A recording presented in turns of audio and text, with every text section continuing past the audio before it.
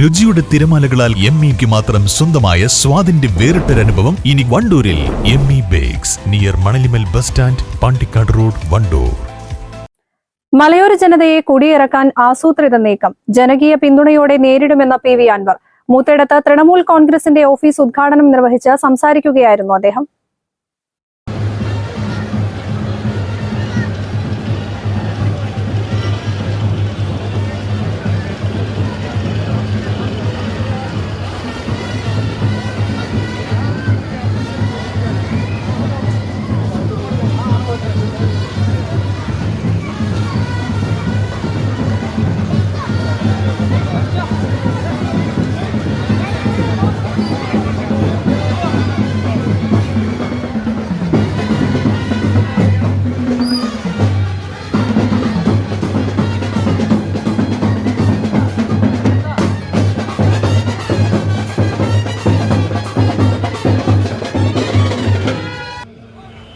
നിലമ്പൂർ ജില്ലാ ആശുപത്രിയുമായി ബന്ധപ്പെട്ട് നമ്മൾ പരിശോധന നടത്തിയാൽ കാണാൻ പറ്റും.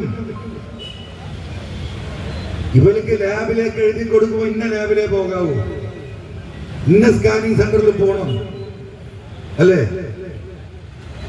എത്രയാ കൂട്ടരെ ഇതിന്റെയൊക്കെ കമ്മീഷൻ? 5000 ഉറുപ്പികയുടെ സ്കാനിങ് നടക്കുമ്പോൾ 2500 ഉറുപ്പിക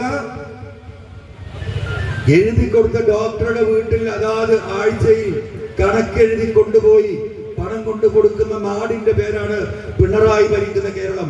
തമിഴ്നാട്ടിൽ നടക്കുവോ? ഇവിടുന്ന് 50 കിലോമീറ്റർ കയറിയ കൂടുതലൂരാണല്ലോ. നടക്കുവോ? അടിച്ച് കാലൊടിക്കുന്ന നിങ്ങള്. നമ്മൾ ഭയങ്കര വിദ്യാസമ്പന്നര്, വലിയ സാംസ്കാരിക എന്താ പറയാ ആളുകള്. നമുക്കൊന്നും ആശുപത്രിയിൽ പോയാൽ വർത്താനം കൂടി പറയാൻ പാടില്ല.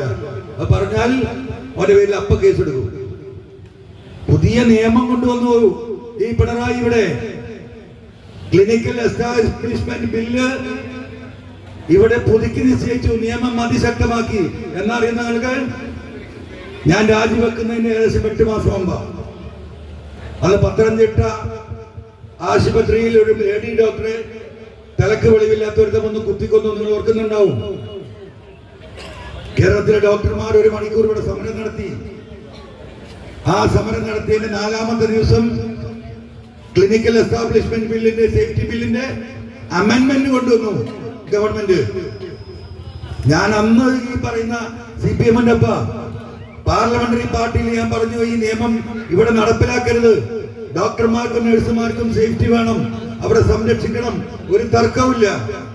പക്ഷെ ഈ നിയമം ഇവിടെ നടപ്പിലാക്കിയാൽ കേരളത്തിലെ ഒരു സർക്കാർ ആശുപത്രിയിലും പൊതുജനത്തിലെ ഒരാൾക്കോ ഒരു പൊതുപ്രവർത്തകനോ പോയി എന്താണ് ഡോക്ടറെ ഈ ചെയ്തത് എന്ന് ചോദിച്ചാൽ അപ്പ ജയില, 15 ദിവസം ജാമ്യമില്ല.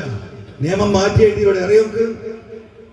51 ലക്ഷം ജനങ്ങളുള്ള മലപ്പുറത്തിന് കൂടുതൽ വികസനം വേണമെങ്കിൽ ജനത്തിന് ആനുപാതികമായി ജില്ല വിഭജിക്കേണ്ട ആവശ്യം അനിവാര്യമായിരിക്കുകയാണെന്നും അൻവർ പറഞ്ഞു.